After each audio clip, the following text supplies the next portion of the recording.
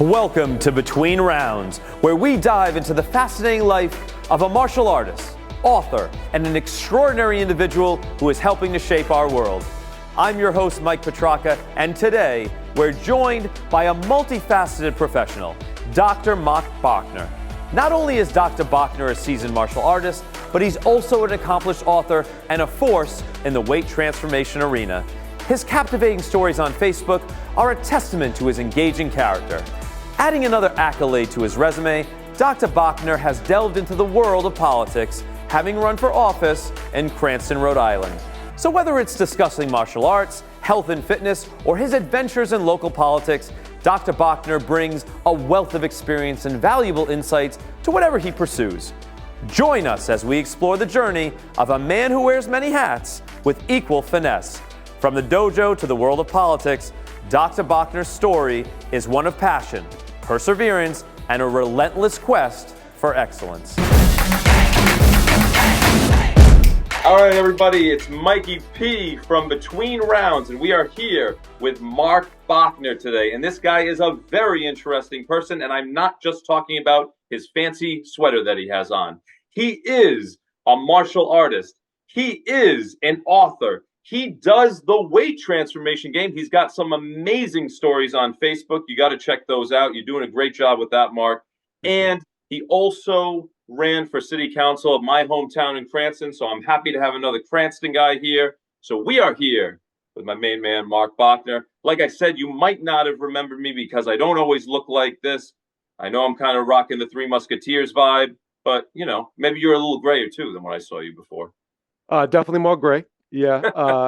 But you know, that comes with the territory, right? Like age is what we have to go through as humans to get perspective, right? Because if you were always a kid, you'd have more perspective. If you were, you know, in your 20s, now I'm in my 40s, and your perspective on life always changes. You know, it's always good to understand that we chose to come here and experience this life. And as you get older, you have different experiences and you see them with a different perspective, right? Because absolutely, 100%. Yeah. And honestly, I think the gray looks good on me. We talked about, because you forgot to do the intro recording in the beginning. Oh, don't tell them that, man. Come on, man. You're not supposed to tell them that. You were saying how a lot of kids were running away from you, and I didn't know why. But yeah. So, well, and you know, some things in life, Marc, have to stay uncertain. We're just gonna let that one land in the ether. You know? Yeah. So, do we talk about why I'm wearing a Santa shirt here? No, you were gonna tell me. You were gonna tell me when you were supposed to start recording. I had to interrupt you because I forgot to record my own show here. But please.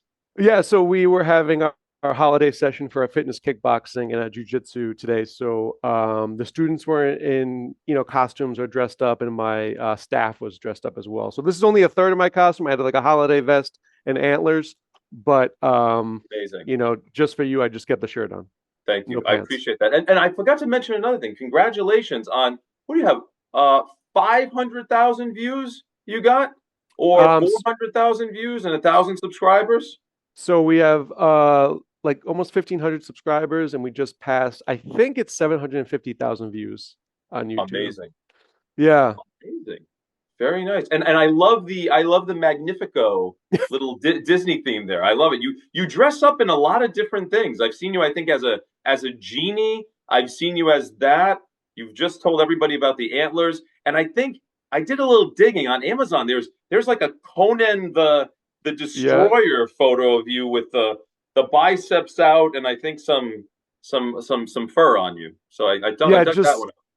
Yeah, my mom said I look good in fur, so I just add fur to everything. But no, the reason I do that is because, you know, obviously running a martial arts school, basically since I've been 16, not always as a business, but like as a dojo, I knew I always had to make people feel comfortable. And, you know, especially as running as a business, and we cater a lot to families and women. That's scary to come in any kind of environment like this. I remember I was already a physical therapist. I had a black belt. I was fit, and like I was nervous to go to a yoga studio. So I can only. It took me like over a year. So I can only imagine, you know, women or children coming into a martial arts school. Am I going to get hurt? Are they going to yell at me? You know, are they going to drop Mhm. medicine balls on me? So by giving people, you know, the insight into the studio with the videos and dressing up in costume, you can be like, hey, like that guy, he looks nice. He doesn't look like he's going to hurt me, but he also Right. knows his stuff, right? So Right. I really adopted that. Plus, dressing up in costumes is fun It's because, fun. like, yeah, And you know, one of the things that I really love about, going to your studio is that it's very fun and family friendly. I think when I came in there the first day, we were doing tumble salts and throwing something through a hula hoop oh, it and could have been. stuff as part of the thing, which was super fun because I'd never done that before. But the other thing that I really like is that it's actual practical skills with the joint locks if you get into a fight on the street. And that's what I really like about your studio. So tell me, how did you figure out that that was like the magical formula or was going to work for you and your members? Yeah, so I actually started training when I was 8. You know, like with most stories in life, it happened over a girl, right? I made a comment to another kid in like fourth grade, and he pushed me to the ground. And I was, you know, I was Mm, always a smaller kid, so I started the martial arts, and I started training. So that's like mid to late '90s, I believe. mm, Actually, no, early '90s. And back then, the way you trained was I was an 8-year-old kid. We had full grown adults stepping over your stomach so you could ki. mm. We had to run laps, hold our hands up, and then they'd slam you in the stomach with a padded Oh yeah, stick. I still have those downstairs in my you basement. have Yeah, it's like like some kendo sticks. Still got sticks. yeah, you're I mean, you're the therapist, right? So it's some weird like great memories, but like man, I remember being nervous slamming you. So I always, and then when the studio always smelled like feet, right? So that was like Yes, yes, yeah. the '90s, and like so I always knew that like well we started that's like a karate. It was Kobaru, so it was like a karate based martial arts system, Mm, but then we transferred over under Richard Petronelli, who's my main instructor, to Vietnamese Jiu-Jitsu, which was like self defense. And out of all the things that I trained in, like I really enjoyed doing the self defense, doing the stuff that's practical. I'm a pretty logical guy, so like I mm, really, you know, wanted to understand like what if this happened, what if that happened, and you mm. know, learning the martial arts as a teenager and going through middle school and high school, like you'd get tested every now and then, right? So Right, right. for me, and this isn't a knock on anything, because here's perspective. Like I'm older, so like katas back in the day, like it wasn't my thing, right? Yeah, kind As of boring back in the day, right? I mean, yeah, but as a martial arts instructor, as a you know a 40-year-old male man, like I understand it. Like if that's what you like, go do it. But that just wasn't my thing. So mm, it was really the self defense. So when I started to teach, it was like okay, let me teach and focus on the self defense aspect, and just ran with it. And mm. because Richard Petronelli, who was my instructor, to this day is probably one of the best martial artists I've ever seen. Never seen, and I can't even. I'm pretty much his main student. If anybody says that they're his main student, they're not. They're Right? lying. Yeah, they're not. I'm the guy. And you know, my hands don't even move like his, right? Just the way Mm, he comes in. Uh, but I had to make it practical for everybody, right? Because when you have, you know, housewives coming in or women in their 30s, right? The things they're not going to spend 35, 40 years training, right? They right. have to have Right. real stuff that they can use, that Yeah. they can effectively just get away. It's not about beating people up, it's just getting back home. But getting back to Richard, um, because he was so good, he had all these other martial artists come to him. So as I Mm. was training under him, I would have other martial artists who were well versed in their disciplines, and I learned from them. And tell me who came through? Do you Yeah. know So any notable names that have come through? yeah, yes. You mean who trained me? Yeah, yeah, or who came through as like local martial artists, or who did you make the acquaintance of?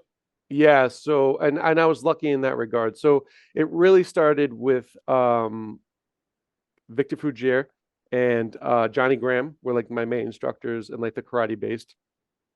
And then when they switched over to the Vietnamese Jiu-Jitsu, it was Albert Barino, who was really instrumental in my upbringing because I was 13, 14, 15, right? Those formative years. Number of years, absolutely. And as a man, like you have to have male role models. Now, I had my father, but you need, and you know this, you need people out of your family who you can look Yes, up to. because we don't always want to listen to our family, even if they're right.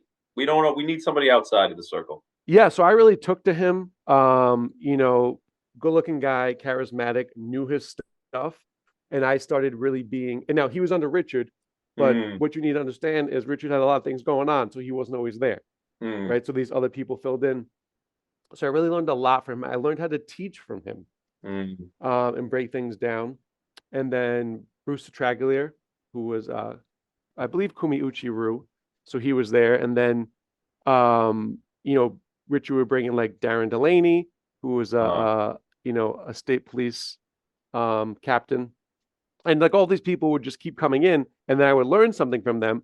And then I would be like, okay, let me take that. Because what Albert taught me is that you want to take from here, here, and here, and use what works for you. And so over the years, I started formulating a curriculum. Just back in the day when we trained, nothing was written down. I mean, a little bit was, but it was just like, all right, you're a green belt. No idea why, right? So I had to systematize it. See, I love that because I do the same thing, like in therapy. I mean, you know, we all kind of stand on the shoulders of giants and stuff, and I'm always willing to take, you know, I rob, you know, and kind of take the things that I can then make my own. So I think that's a very wise thing, and then you develop your own system, right? Yeah. So you know, in the martial arts, I've been in it for so long that there's politics, that there's people, and this is probably everything, people who backstab people. And I'm the kind of guy who was like, okay, I'm gonna go do my own thing. Like you guys can go argue and do all the stuff you want to do, right? And just leave me alone. And that's pretty much like honestly, I only really have like one or two people in the martial arts as far as school owners that I consider I'm friendly with, right? Because I just kind of I just stay in my own lane. I do my own thing. It's not that I'm not friendly with other people, but there's just a lot of that. And at the end of the day, like I don't give a shit. Like you go do your thing. I have my own school, right? And I love it. I love the honesty, Mark. I love it. Yeah, it served me well. You know, we probably run one of the best run martial arts schools in the state. We're definitely the top ranked. Well, look, I mean, state. you get 5-star reviews on pretty much everything I've looked at. Yeah. So, and when I say we're the top rated, you know, self-defense and fitness kickboxing school in Rhode Island, it's true. I mean, there might be other schools who have all 5-star reviews, but like, just the way we do things, like we've always been, you know, at the top. I'm not saying there's schools that aren't good. I'm just saying it's because we're customer centric, right? And you know, we just try to give a product and keep delivering on that promise that we give clients. You know, so I never thought that. So I have a doctorate in physical therapy, and I was doing both full time, and that's when I really started to go gray because you'd work at 7:30 in the morning seeing patients, and then I, you know, do my 8 hours, come to the studio. I hear you, brother. I'm up at 7, sometimes late 45, 7 days a week. It's been 7 years. So yeah, and so I didn't know how much it was to run a business, right? Especially a dojo, because I'd never seen anyone do it to that extent. And so I mean, you make mistakes, but you're always trying to evolve and skill stack. So, you know, yeah, we get good reviews because we work at it, right? We make sure that like even during COVID, everybody was made whole. Some people paid us through the whole COVID. They were made whole after COVID, right? And at the end of the day, my name's on the business. So if my business sucks, my reputation sucks, I don't want that, right? Of course. And listen, when I say we're the best in the state, I'm talking about, you know, on Google rated. There are other schools who are 5 stars as well, right? But as far as I'm concerned, we're all in a tie then. Yeah, and it sounds like you tailor the whole experience. That's kind of, it sounds like something that you really take a lot of pride in and you're very conscious of and very good at. Yeah, well, it takes work, right? And I just Absolutely. think it anybody can do it. It's just is that where you want to go with your dojo? Because most dojos are not run like businesses. There's a lot of things you need to learn about business to run a successful dojo. And I'm talking about without just giving belts to everybody to get the money. Right. right? And you've probably seen that, and that's just Mhm. something I never wanted to be. So then the question is, well, how do you run a dojo where people get paid, right? So You go ahead. that's a key. So tell me, how many hours at Panera in the mornings on your computer did it take? I'm Yeah, like I'm so I'm like the elf in the shelf, baby. I probably have about the same stature, but I was doing some work and I saw you in Panera for probably years. That's like your base operations there in Cranston. yeah. So I'm really happy they came out with the unlimited coffee club because I can just save money. But it was that. It was a lot of hours, but it was I've been teaching since I've been 16, so I'm 40. I've literally had Wow. a school from 16 to 40. So it's like you can just fall forward. Mhm. So even though you weren't running it as a business, uh, you learned what to do and what not. I've made every mistake you could possibly make, like running a Mhm. business, but it's over time that compound effect where you're like, okay, like don't do that again because that Right. didn't work. That's how you learn. That's how you like you said, go like almost like there's this Buddhist idea of failing forward, and it's not a failure as long as you continue to learn and go forward. Yeah, and that's what anything, right? Because like one of the so here's the thing. So you were doing well, COVID hit, Hmm. and we had started the fitness stuff. So I was looking at some, marketing stuff, fitness stuff, Mm. and this guy Alex Hermosi, I don't know if you know, he's blowing up on social media. Sounds familiar. Sounds really Yeah. familiar. So I always said that like he knew business like I knew jujitsu, right? That's how Hmm. I kind of described him. And so when COVID hit, I was like, oh, I know exactly what to do. I just add more classes and just have less people in them, right? Right.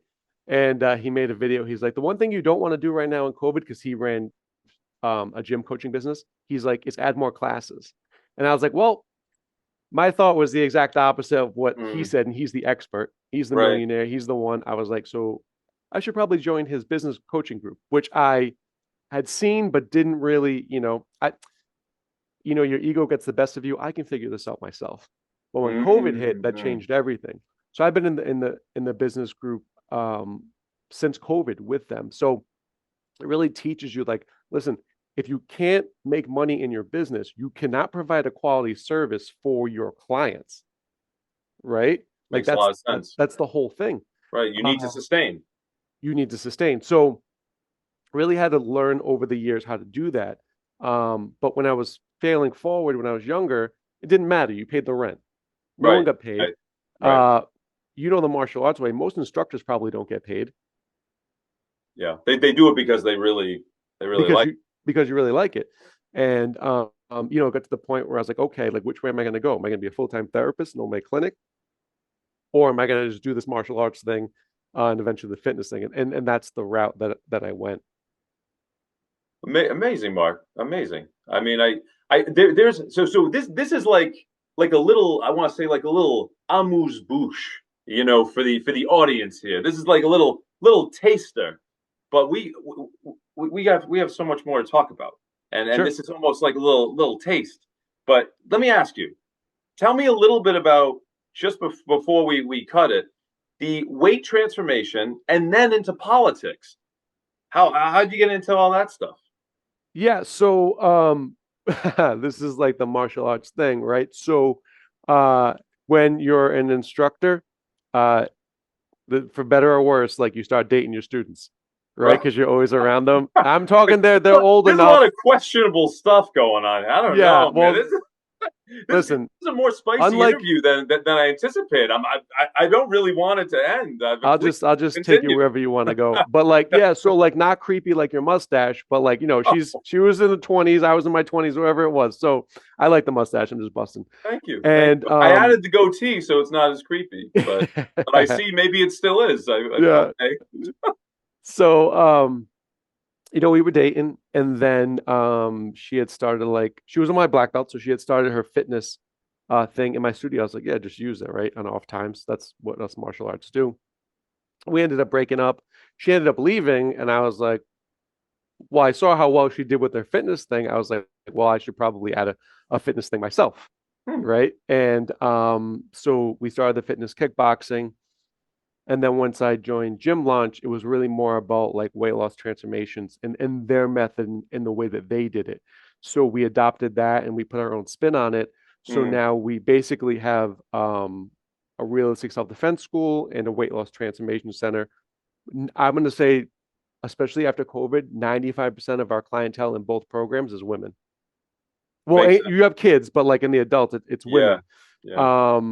You know, and that, I mean, we had an adult class today and it was 80% women, which is what we cater to, right? We could teach Right. men. We have great male black belts as well as female black belts, but that's the environment. That's how we're branded. Mm. Because like we're not that traditional old school and we're not like that MMA gym. Like I'm the Mm. gym, Mm. you know, you can go to work, you can come to see me, you're safe, you learn real Right. stuff. And we meet you where you're at. I love that. Oh, so then you wanted to, Meeting where you're at's a tough, you know, that's a necessity, you know, in therapy as well, and really anything I feel like, so that people can maximize, you know, their potential and know that you're supportive of that. yeah, I think so. Like, listen, most people lead disempowered lives, Hmm. right? They go to work, they go home. That's pretty much it, right? So we wanted to make this a place where you could feel comfortable, you could de-stress. Like, listen, do you need to be a Bruce Lee level black belt? No. But if you're the best black belt you can be, we're good. You know what I'm saying? Like, you Exactly. know, Sensei Brian, like he didn't walk. Help people reach their full potential, no matter what that may be. Yeah. And not everyone's goal is to be like a UFC fighter, Right. right? Some people just want a place where they can go, they can do some stuff, they can train, feel good, and go home, right? So you need to understand where you're at. So I never Mm. wanted to be that, and you probably know this, I never wanted to be that like MMA gym where you just had Hmm. men in their 20s just duking it. Like that's not even my Yeah, personality. it's not the vibe, you know. It's Yeah, definitely it's not not the the vibe. vibe there. Yeah, it's not the vibe. So and again, like you you would probably agree. Out of everybody who needs self-defense training, who needs it the most? Women and children. Women, children. Yeah. No, I would. Yeah, I would agree. You know, and on the whole, for sure.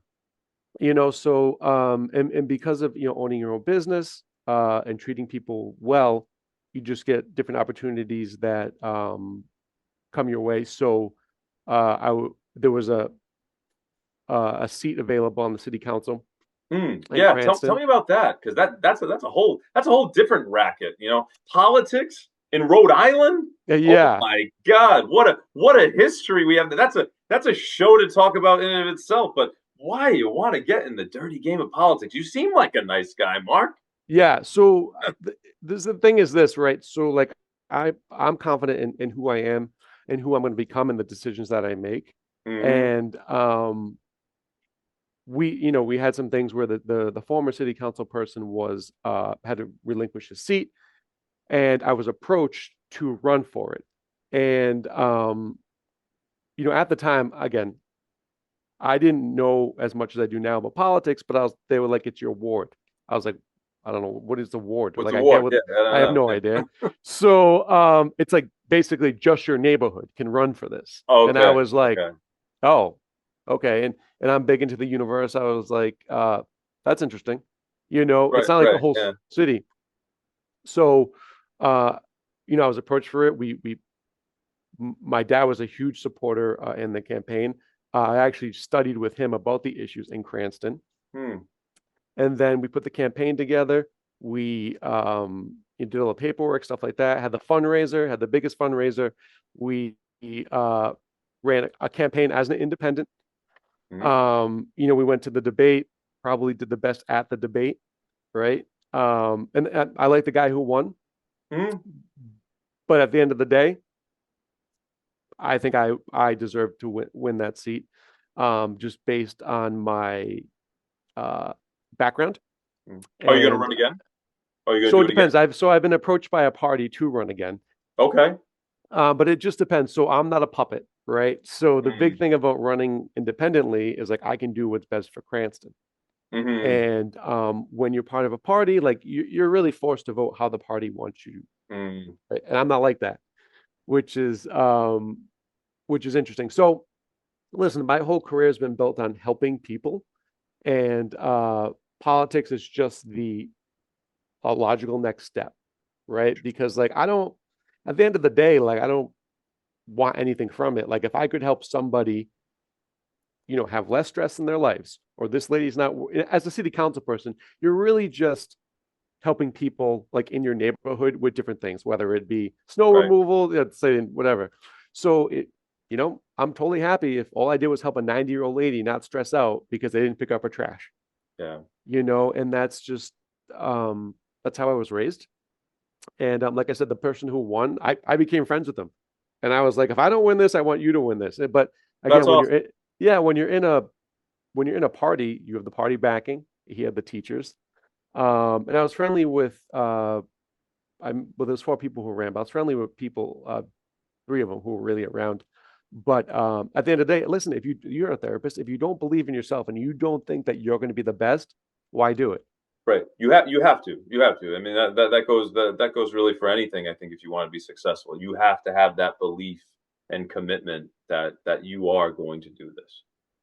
Yeah, and I think that if you fail, you fail, right? Right. Like, but it's about taking that calculated risk. I think, and you can speak on this too. I think you become complacent, like I know I do, Mm-hmm. right? And you're Mm-hmm. comfortable. And so what do you have to do to get out of that comfort level? You have to do something, change the environment, or Yes. just take yourself to that because you have the skill stack, right? Right. Well, what you do is then when you do that, your baseline too changes. When you challenge yourself, you get comfortable with that, being uncomfortable, but then you say, "Wow, I didn't realize that I could achieve this much." You surprise yourself sometimes, but then your baseline changes. But then you're right, you have to continue to challenge yourself to evolve as a human being, Yeah, and and I think I love it too. I love seeing people, clients. I love helping them do things that they never ever thought they could do. Nothing better, Mark. And I've same thing. I've taught my whole life. I was a D1 tennis recruit. So I've taught tennis since I was 14 years old and stuff. Still teach now in addition to stuff. But as a coach, I tell people it never gets old seeing people achieve their goals. Never, Yeah, never. and I think, as a martial arts coach, or a fitness coach, or as a physical therapist, like that's what we do, right? Listen, we understand as a therapist or like a martial artist or a physical therapist, I mean, you're not raking in the cash, Hmm. right? Right, right. Your payoff is like, were you a little piece of this person to help change their life, to help them do something they wouldn't have done? And at the biggest thing is to either A, be healthier or have more confidence in who they are. Like that's what we do. Right, Right. You could right, take the money away and I would still do it. right, So, right. Still do it. Yeah. you know, but yeah, and I think that's innate. So I've been training the martial arts since I've been 8. So like that's innate in me. Like that's just what I do. Right. Yeah. You can probably relate. Hmm. Yeah. No, this is, and I can tell because, I see, not only the martial arts videos that you have, but the weight transformation videos is pretty remarkable. I mean, I invite anybody to check out, your Facebook and look at those videos because you're doing some good work with that. I mean, I appreciate obviously, that. people are really buying into what you're trying to do and they're getting the benefit. Which Yes. that's the thing too. I tell people, anybody can look at therapeutic skills, cognitive behavioral therapy, dialectical behavioral therapy, whatever, acceptance commitment. The true talent is being able to take that knowledge that everybody can find, like with the martial arts, the weight stuff, and what it is it's conveying it to somebody and explaining it in a way that motivates them, that they understand, and that they want to achieve. You Yeah. know, I think the hardest thing is when, when, especially in this case, like fitness, mostly women, when they hit a roadblock, they want to give up right away. mhm, Right. mhm, And it's really being able to talk to them as a coach and being like, hey, this is not when you give up, right? mhm, This is when mhm. you double down and you go harder because Right, this is what you've done for the past 15 years. right, This is right, the break point, right, right? And as a right, coach, we're gonna be like, let's just go. One of the benefits of having a coach is like, I already know what you need to do to get there. So right, when you hit the right. roadblock, whether it's martial arts or whether it's fitness or even physical therapy, it's like, just do this. And you're like, oh, okay. Right. So you just simplify it. And I just saw a stat where like Rhode Island's in like the 5th highest in the union of obesity, right? For either, it was the kids, both really high for both adults and kids, right? So like, listen, you cannot lead an empowered life if you're not fit. That's just my feeling. I don't feel, because eventually once your health breaks down, all that money you made is going to go to your health care, or you die early, or your quality of life is horrible because you can't bend down to pick your grandkids up. Right. You Right. know, and Yeah, we need like- to refocus our attention and our priorities. Make health a priority. and as a therapist, you would know this. I don't have time to work out. Like, do you not have time, or is it not a priority? Right. And I think as a coach, and as you do it long enough, you understand that you need to be on their side, supportive, but sometimes you really have to tell them the truth. The balance. It's that balance. Yeah. Yeah. When to kind of push, but also pull back. But that's a delicate balance. And when people, I think, trust you and trust in that relationship, you can do that, but they have to trust you as well. Yeah. So you have to, build a rapport. And Absolutely. then, like I tell people, at the end of the day, like if we're doing a sales call and or a meeting and I'm trying to help you with your goals, at the end of the day, the money you give me is not going to make me rich and it's not going to make me poor. But the decision you make right now can change your life for the better or the worse, depending on which way you go. Right. And and that's a sincere statement. And I think once they see that, like, oh, okay, right, like you're a D1 tennis player, right? Could you have gotten to where you were without a coach? No. Right? Like, you can't just go on the court and just swing a racket every day with no feedback. You'll get better, but you need somebody who's already been there to be like, okay, Mike, do this. Do Absolutely. That. Right. Absolutely. And so it's the same thing in luckily martial arts. there's been a lot, like you said, take from different things. As we conclude this fascinating session with Dr. Marc Bochner, it's evident that his journey is a unique blend of martial arts mastery, health and fitness expertise, and civic engagement. Dr. Bochner's multifaceted life, from running a successful martial arts and fitness studio to venturing into the intricate world of local politics, highlights a profound dedication to community service and personal growth. His approach to teaching, emphasizing practical skills and a family-friendly environment, resonates with his deep understanding of human psychology and well-being. Beyond the dojo, his foray into politics reveals a desire to make a tangible difference in the lives of his fellow citizens. We thank Dr. Bochner for sharing his diverse experiences and insights, reminding us that life is an ever-evolving journey of learning, teaching, and contributing. His story inspires us to explore our multiple interests and to impact our world positively. Thank you, Dr. Bochner, for joining us on Between Rounds, and to our audience, let this conversation inspire you to pursue your passions, embrace your multifaceted nature, and make a difference in your community.